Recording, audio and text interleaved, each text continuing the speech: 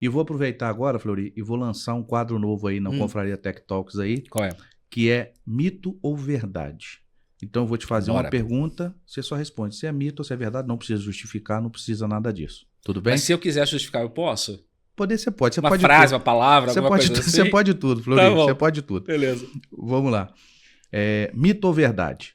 Profissionais com mais de 40, 50 anos são mais resistentes a mudanças e a novas culturas? Por exemplo, um framework novo tipo agilidade, em termos puxando para tecnologia, microserviço ou qualquer outro tema aí, IA, mito ou verdade?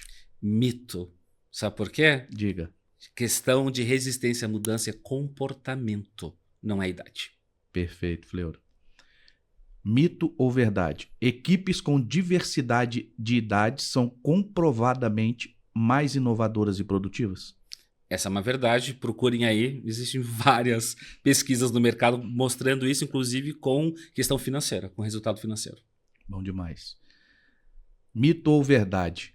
O principal motivo para a falta de profissionais de 50 a mais em tech é a falta de interesse deles pela área? É mito, o que falta é oportunidade. Show.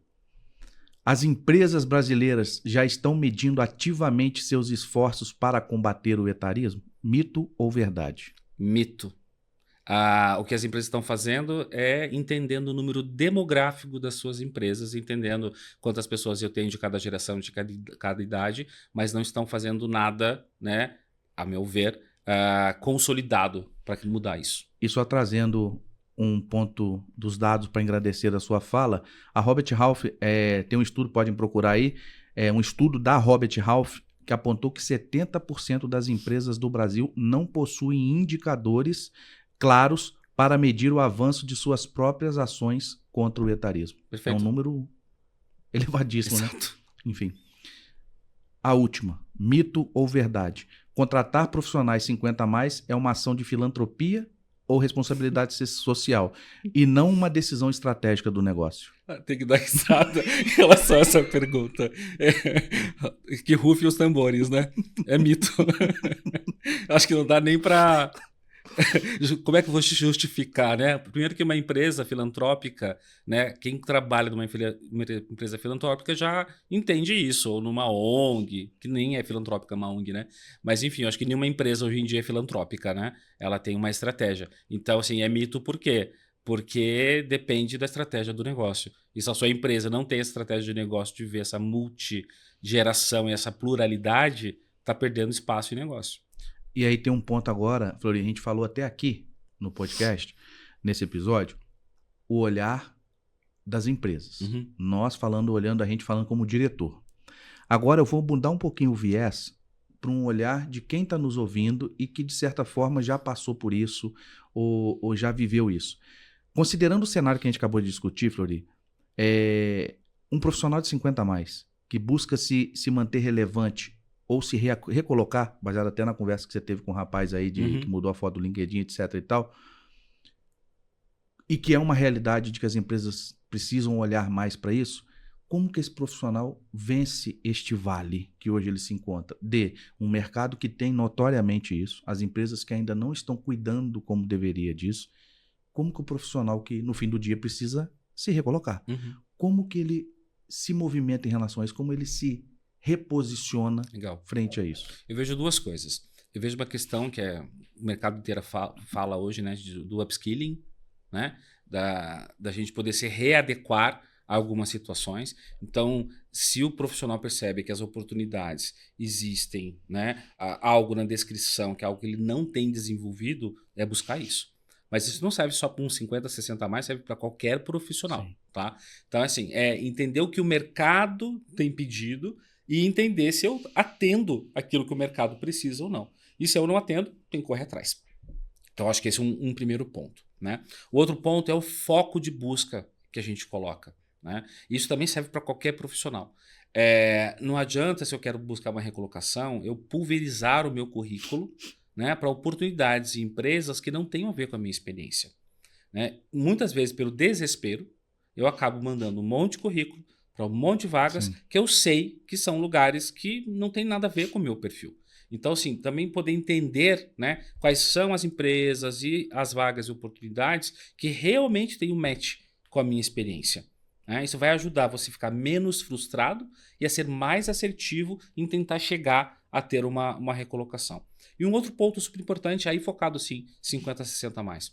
As pessoas, né, dessa idade, dessa faixa etária, já passaram por muitas situações, já conheceram muitas pessoas, já tem um grande networking e é ativar esse networking. Né? É esse networking que eu acho que hoje em dia vai acabar até ajudando mais a esses profissionais, infelizmente. Muito por conta de tudo que a gente vem conversando durante esse episódio aqui de viés inconsciente. Né? Sim. Então acho que são esses aspectos que podem ajudar. Sim, e já partindo para uma visão aí, Flori, de novo para pessoas. O que o CEO ou o líder de uma startup que está nos ouvindo aí, o que ele tem que olhar para perceber se dentro de casa ele não está, de repente, deixando passar algum tipo de mau padrão ou algum tipo de exclusão, mesmo inconsciente. Uhum. Como que esse líder da organização olha isso? Eu acho que você já deu a resposta, olhando. Então, assim, é olhando os números, olhando quais são as pessoas que fazem parte dessa companhia, como têm sido os processos seletivos, como os líderes, né, formam as suas equipes, como acompanham suas equipes. Então, o senhor precisa olhar para esses números e entender. Minha empresa está sendo uma empresa inclusiva, diversa, plural ou não? E, ao mesmo tempo, entender se é isso que ele quer. Né? Que tem alguns CEOs e tem algumas empresas que não querem, né? Por alguma coisa que tem a ver com a cultura daquela companhia. Mas eu acho que a resposta é essa, é olhar para dentro. Assim como a gente olha para a gente mesmo, faz uma autorreflexão de melhoria, de desenvolvimento como pessoa e como profissional, o senhor precisa olhar para si mesmo como companhia e entender aonde que ele pode melhorar. Mas ele tem que ter acesso a essa informação. E tem que querer ver essa informação e tomar uma atitude. De novo, é ele, né, que vai ser um exemplo para o restante da companhia. Isso, é parte dele da ordem, de repente, de estabelecer não cota, né, digamos assim, mas trazer um KPI para ver qual que é o indicativo.